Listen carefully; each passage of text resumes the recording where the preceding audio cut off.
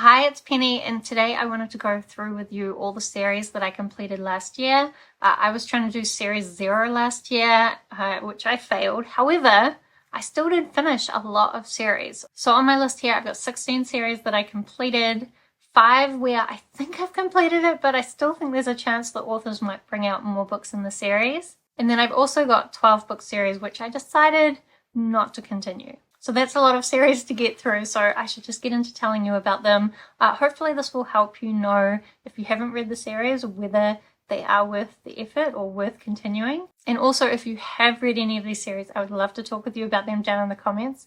So let's get into it. Firstly, we're going to start off with The Great Cities duology by N.K. Jemisin. This is the city we became and the world we make, where in this world, cities can gain a consciousness. So this is the story of New York being born and the different avatars for the city having to battle this other creature, let's call it a creature, who doesn't want New York to be born. I really loved the concepts in the first book. Unfortunately for me, the second book didn't live up to things, and to be honest, from the author's note, I don't think it's what N.K. Jemisin was expecting either. Initially she was planning a trilogy, but then COVID and all the other dramas in the world happened. And to be honest, it sounds like what happened was a little bit too close to the actual plot that she was planning. And so she had to kind of change her plan for the series. Anyway, unfortunately, not what I wanted. Then we've got the Raybearer duology by Jordan Hufueko. I love the first book. We're following this girl who is sent to try and become part of this prince's court, where she forms a lot of friendships, but she's also kind of being forced to try and murder this prince. But honestly, the first book was so amazing. I loved it. I loved the relationships. I love the world and the different kinds of magic, like all these children with these different gifts. It was so great. The second book, unfortunately, not quite as great. Still okay though. I think it was still worth reading. But also I think you could have read the first book just as a standalone. So I don't know. Anyway, then the next one. Wow, all these duologies are looking like disappointments because the next one is Ready Player 2. The sequel, the unexpected sequel to Ready Player 1. The unneeded sequel to Ready Player 1. So in Ready Player 1, we've got this virtual world that everybody goes to, and the inventor of it dies, and he leaves these Easter eggs for people to try and solve, and whoever solves the puzzle first gets to inherit this whole empire. So we're following the boy who wins. He has a big adventure. It's a great time. Possibly there are some elements of the story that are not that great, but overall it was good. The second one, it was fine, but it was so unnecessary. The whole thing, unnecessary, illogical, waste of time, don't recommend. Then we've got the Argosy duology by Sebastian de Castell. So this one, actually, I loved it. Thank goodness. But also this is a duology that follows on from the original Spellslinger series, which I think is like a 7-book series. But also it's kind of a prequel duology, debatable whether you could read it before you read the main series. There's a lot of connections that you could probably understand either way. But we're following a character from the main series called Furious Parfax, basically from when she's a child having a very traumatic time to when she's an adult and she's really mastered her skills. One thing I always loved about the main series is that every single book has a whole new magic system introduced, because we've got this boy traveling around the world and every different culture has a different magic system. And this new duology had a whole nother magic system that I really loved. I think it's kind of spoilers to say what the magic system is, but I really love this book series. I love the magic, I love the characters, I loved I guess it's kind of a murder investigation that we end up having to do. Anyway, I really like that duology. So if you've read the Spellslinger series and you haven't read these extra 2 books, you're missing out. Then I read the King of Scars duology by Leigh Bardugo. I don't know, is this really a duology? Because it does continue on from the Grishaverse books and the Six of Crow books. This one we're mainly following the stories of Nina and Nikolai and Zoya, I guess. To be honest, I mainly picked up this duology because Nina is my most favourite character with the most interesting magical ability. Unfortunately, I don't feel like this duology did anything interesting with that, and for most of the duology, I just felt like it was mucking around, which probably just means that it wasn't a book for me. It was focusing on the relationships and the characters in ways that other people might enjoy, but I did not. So, unfortunately, I didn't think this one was worth it. And then we have the Monk and Robot Duology by Becky Chambers. The books from this series have been some of my most favorite books over the last couple of years. And I'm really sad that I think it really is just a duology. Like, I'm so confident that it's just a duology that I didn't put it in the other section. But I also kind of hope I'm wrong. So in this story, we're following this teen monk who decides to go out and figure out what they want to do with their life. While they're there, they meet this robot who has come out of the wilderness, because in this world, at some point, the robots gained a consciousness and they said, we're going to go and live in the wilderness, and if the humans could just never talk to us again, that would be great. So humans had to find a way of living without robots. But now this robot has come back to try and see how the humans are doing, and so this teen monk is just taking them around and they're having adventures of self-discovery. It's really beautiful, and I love this duology a lot. Then I also read the Watch Hollow duology by Gregory Funaro. In this one, we've got this family that ends up moving to this house where there's this magical clock with magical animals in it. I really love the first book. I picked this up completely randomly when I challenged myself to get some spooky books from the library. And the first book was lovely. The second book was really boring, to be honest. So I probably should have just read the first one. It totally could have been a standalone. And so actually it's possible that there might end up being more books in this series, but I'm just going to pretend that that's not the case because I'm not interested. All right, now we're into trilogies. So firstly, we've got the Camelot Rising trilogy by Kirsten White. This is a Arthur and Camelot retelling. Mainly we're following Guinevere, who is not actually Guinevere. She's a changeling who has been sent by Merlin to protect Arthur. Otherwise, things kind of go along the original legend as far as I know, with a few changes in there. Again, I feel like it's spoilers to tell you, but that is the most interesting part. To be honest, after the second book, I thought about DNFing this trilogy, but then I just happened to see the third book at my library, so I picked it up, and I ended up really enjoying it. So this is why I struggle with DNFing things. Then I also finished the Dreamers trilogy by Maggie Stiefvater. So the last book in the trilogy was released, and I actually reread the whole trilogy. I had such a great time. It's all like really weird dream magic in just like such a strange world where one group is trying to kill off all the magic users because they think the magic users are going to bring about the end of the world. I should also mention this is a spin-off series to the Raven Cycle, but it's even stranger than the Raven Cycle. Well, possibly also not having quite as good characters, but some of the characters I absolutely loved. So even though in some ways the series didn't do everything I was hoping it would do, I still really loved it. Oh, then I finished A Good Girl's Guide to Murder. So this is following a girl named Pip, who's like goody two-shoes, studies really hard, and she decides to do for her school project a look into this murder that happened in her town, where she discovers the wrong person was blamed for it. Then though, the next book happens, that's fine, she solves another crime, great. She's very traumatized though from the things that happened during those first two investigations. And the third book went off in a completely different direction, so unexpected. I almost liked it, and then the second half of the book just did like nothing, and I feel very uncertain about the whole message of that book, especially given these are really books for like young adults. I'm still just kind of shocked that that's the direction that that trilogy went in. And all the time I see people beginning that series, and I just like sit in anticipation of seeing their reaction to that final book. Some people loved it, but like regardless of whether you love it or hate it, it was so unexpected. Then I also finished the Lightbringer series by Brent Weeks. This is a 5-book fantasy series with an amazing magic system where certain people are able to turn colors of light into magic, and each kind of color has a different magical ability. And we follow a lot of characters, but one of those is the Black Prism, who is able to split light and use all the colors. It gets very dark and twisty, and there's definitely some bits in it which are not ideal. Some weird stuff about slavery, some weird sex stuff, just like some weird ideas in there. But also, if you can put the weird icky bits aside, like there is an amazing story there as well, and I really loved it. Just certain parts I was like, what? Why would you do that? Anyway, for that reason, I don't know if I can ever recommend this series, but I did really enjoy it. Then I also finished the Hidden Legacy series by Alona Andrews. This is one, actually, I should probably move it to the other category where we might get more books, because I am hopeful. Because so far there's been 2 trilogies released, one following the older sister, one following the second sister. There is a third sister, so really there should be a third trilogy. But I also know Alona Andrews, which is a husband and wife writing team, they have a lot of things that I want them to be writing, so I'm not sure when they'll get to that. But regardless, this follows this family of private investigators in this world where people have like magical abilities that are genetic. So the older sister has the ability to tell whether people are telling the truth, and then the second sister has the ability to make people fall in love with her.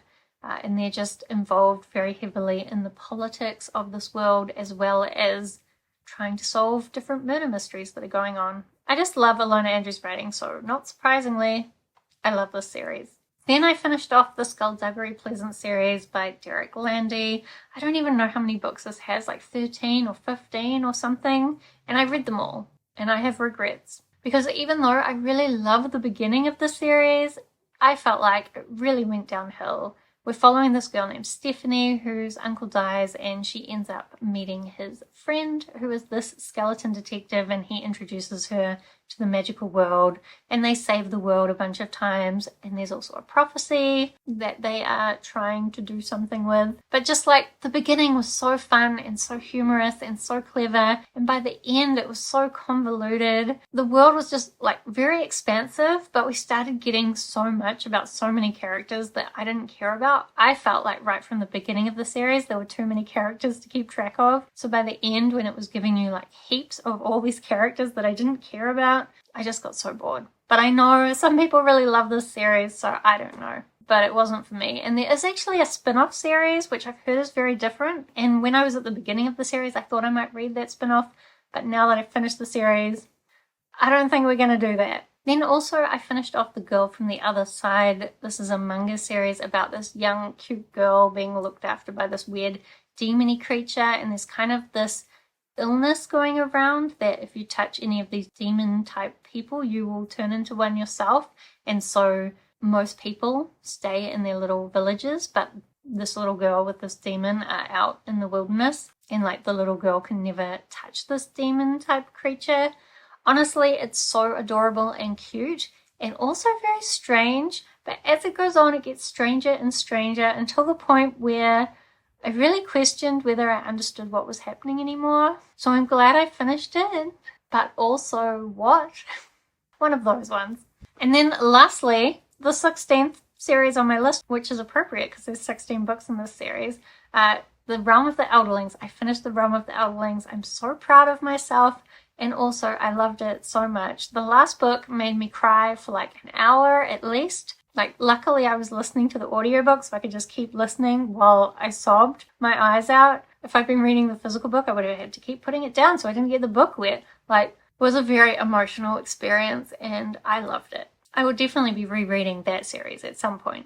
Okay, then let's get into series that I've maybe finished, depending on whether the author wants to be nice to me. Some of these, the author being nice to me would be they continue, and some of these would be the author stops, like just stop. The first one is one where I think they should just stop. So that's the Alchemical Journeys series by Seanan McGuire. The first book was Middle Game, which I loved. We're following these twins called Roger and Dodger who have the power of language and maths, and there's these alchemists trying to turn these children into gods. And it's just an amazing story, so many amazing concepts. And then we got seasonal fairs following, I've forgotten their names, but they were really boring. They were trying to become summer and winter, but honestly just so boring and badly written, and just I hated it, and I don't want any more now. I thought I wanted more in that world, but now I don't want it. Take it away. Anyway, then the next series on my list is the Liechtenstein series by Nino Supri. So the first one was Finna, and then the second one was Defect. These stories are all based around this furniture store which has portals through to different multiverses inside it. They're very strange, but I did enjoy them. I haven't really seen any evidence that there would be any more stories in this world, but also like there's plenty of scope for more stories, so we'll see what happens. This is one where I don't want to tick it off because I just want to leave open the potential, you know?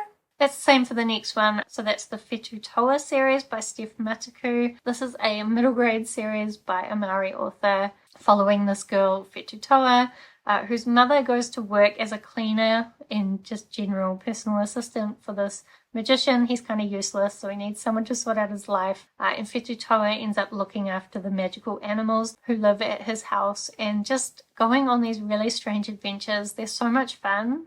And again, scope for more in this world, so we'll see what happens. Then we've got the books of the fairies. Those ones I've said so far in this category were all 2 books. This one is like sort of 2 books, sort of 3. It's the Book of the Fairy series by Maggie Stiefvater. The first book's Lament. Then we've got Ballad.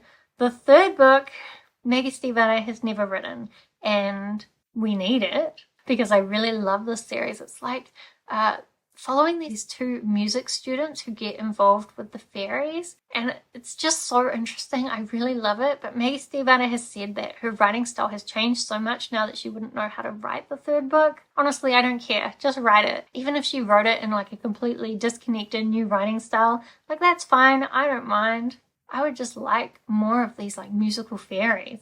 Anyway, I finished that series. I really liked it. I hope one day we'll get the last book. Then lastly, we have the Before the Coffee Gets Cold series. So far there's been 3 books released all around this cafe where people are able to travel back in time. And they're kind of written like collections of short stories. So each one has about 4 short stories in it, all about different people using this cafe's magical ability to go back in time. Unfortunately, I've found each book in the series has gotten worse and worse. And I'm kind of hoping we're done now. But the series is very popular. And again, there's scope to continue, so I kind of wouldn't be surprised if we get more, but also I don't want more. Please just stop. And continuing that sentiment, let's talk about all the book series that I DNF'd in 2022. So firstly, The Dresden Files by Jim Butcher. I think I read the first 13 books. There's 17 being released so far. There's supposedly going to be more books in the series, but I am dumb. I did kind of enjoy parts of the series. We're following this man named Harry Dresden. He's a wizard and a private investigator. There's a war between the vampires and the wizard council. There's fairies. At times, it was very interesting, but Harry is kind of a dick, and he got more and more. Like at one point, I thought he was improving, and then he went backwards again, and I've had enough. The last couple of books I read were so boring, and also my library doesn't have any more of the audiobooks, so I feel like that's just a gift for me from the library, allowing me to DNF the series. Because like, I'm really bad at DNFing, so every single one of the ones on this list, I've had to really work hard to get myself to DNF it. So then we have the Saga graphic novel series. Volume 10 was released this year after the authors took a little bit of a hiatus. To be honest, it became clear to me with this volume that there is no plan for this series and nothing that's happening is particularly interesting to me, so I'm just going to leave it there. It's mainly following these 2 people of opposing races from planets that are at war with each other. They have a child, they're on the run, people are chasing after them. I don't think there's ever going to be a conclusion. Or at least not a satisfying one. Then we've got June by Frank Herbert. I think I read the first 4, maybe 5 books in the series. I've since discovered I think there's a certain amount, 7 books, 6, 7 books in the original series, and then there's a bunch of like trilogies or continuation books, and like I just couldn't do it anymore. I might read the plot summaries for the next ones at some point. It's a really interesting world and there's a lot of really interesting concepts, but I cannot stand the writing style, so I'm done. I'm actually very impressed with myself for getting as far through as I did. Then we've got The Demon Cycle by Peter V. Brett. I think I read the first 2 or 3 books in this series. I can't even remember. This is another one where there's really interesting concepts, but I just don't really like the writing style. He tends to spend like big chunks on a certain character's perspective before moving to another character, but it means you get such big gaps between different characters' stories that you forget about what was happening with them before. And as well, it's just much more stretched out than I think it needs to be. Do I give you a synopsis of all these ones I've DNF'd? I'm probably not going to, you know? Then this one I'm a little bit sad about. It's the Windflower series by Andy C. Buchanan, who's a New Zealand author. I really liked the first book, Succulents and Spells, and then I tried to read the second book and I was just really bored. This is like a really cozy fantasy story about these witches in New Zealand kind of just living their life. I think some people would really love this series, especially since cozy fantasy has been very popular lately, but I just need a little bit more plot to keep going. So unfortunately, I'm not going to continue the series. I feel really sad about this one because I did really like the New Zealand setting, because you very rarely get books set in New Zealand. So I really like the setting, but I just was so bored. Maybe one day I'll come back to this series, but I don't know.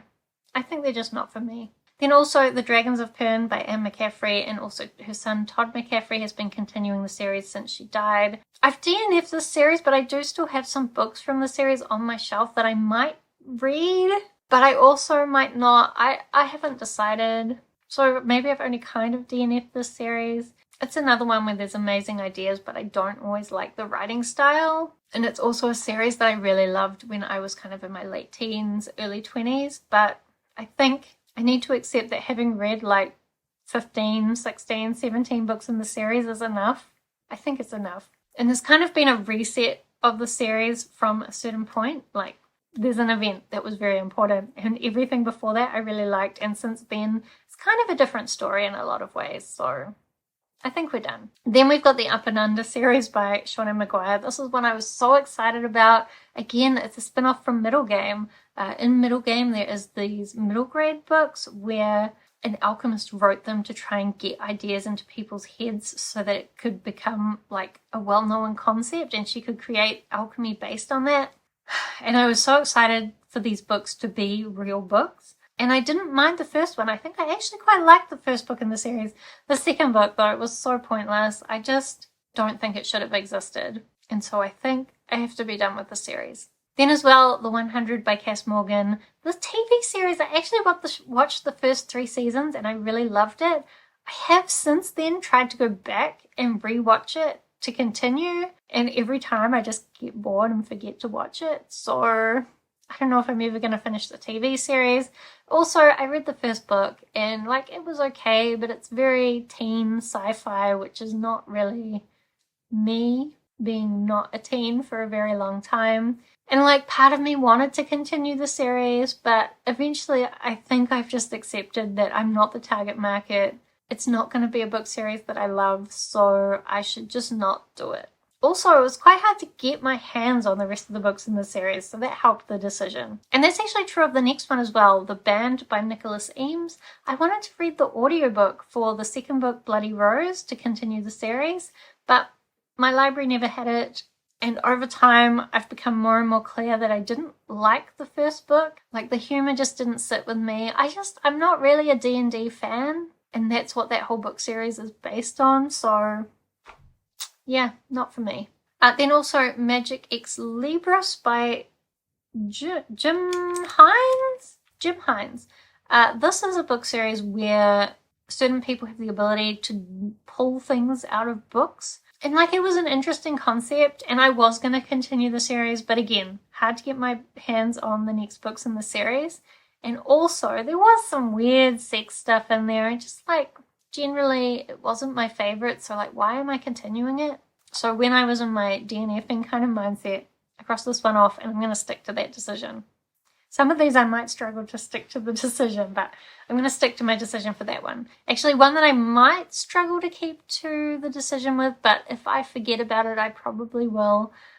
So that's the Magic Misfits series by Neil Patrick Harris. He wrote these middle grade books where the kids are magicians, and throughout the book there's all these like little tutorials about how to do magic tricks, and they're just like beautiful stories of friendship.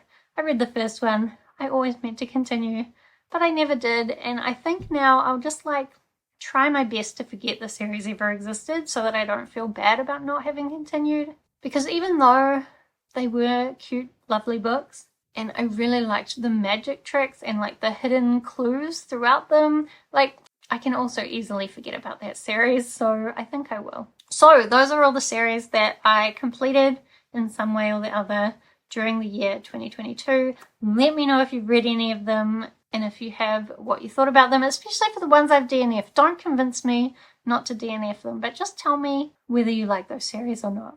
Otherwise, thank you so much for watching. I hope that you are doing well, and I will see you next time.